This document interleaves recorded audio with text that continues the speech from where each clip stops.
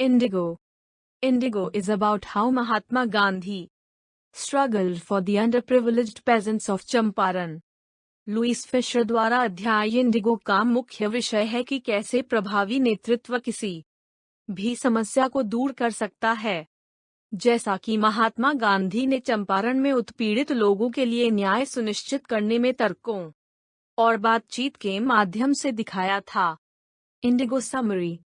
यह कहानी 1916 में स्थापित की गई थी, जहां गांधी चंपारण के गरीब किसानों के झुंड की मदद करने के लिए कदम बढ़ाते हैं। यह बताता है कि कैसे उन्हें न्याय और समानता लाने के लिए संघर्ष करना पड़ा। इस प्रकार यह चंपारण के अधिकांश कृषि योग्य भूमि से शुरू होता है, जो एक बड़ी संपत्ति में विभाजित होता है। एस्टेट के मालिक अंग्रेज हैं और मजदूर भारतीय किराएदार हैं। हम सीखते हैं कि इस भूमि पर मुख्य वाणिज्यिक फसल इंडिगो है।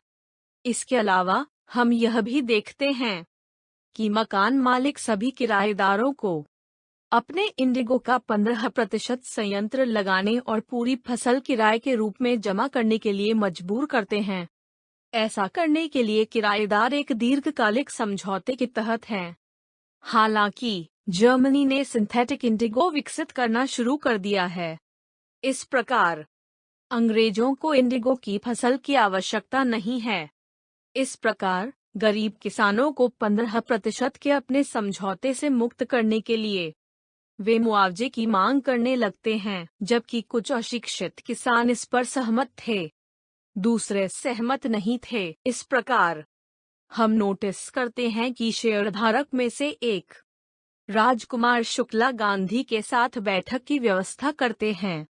वह उन्हीं मुद्दों के लिए उनसे मिलता है और गांधी से आग्रह करता है कि वे लंबे समय से हो रहे अन्याय को समाप्त करने के लिए जगह का दौरा करें। गांधी सहमत हैं और बिहार में पटना के लिए एक ट्रेन चलाते हैं। उसके बाद राजकुमार शुक्ला गांधी को वकील राजेंद्र प्रसाद के घर जाने में मदद करते हैं। जैसे ही गांधी कपड़े पहनते हैं, नौकर उन्हें गरीब किसान समझने लगते हैं।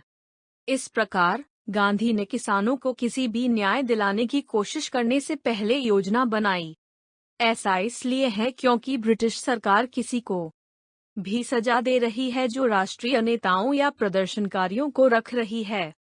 इस प्रकार जब गांधी जगह में पहुंचे तो उनके आगमन और मिशन की खबर जंगल की आग की तरह पूरे शहर में फैल गई। इसके परिणाम स्वरूप उनके समर्थन में बड़ी संख्या में वकील और किसान समूह सम्मिलित हुए।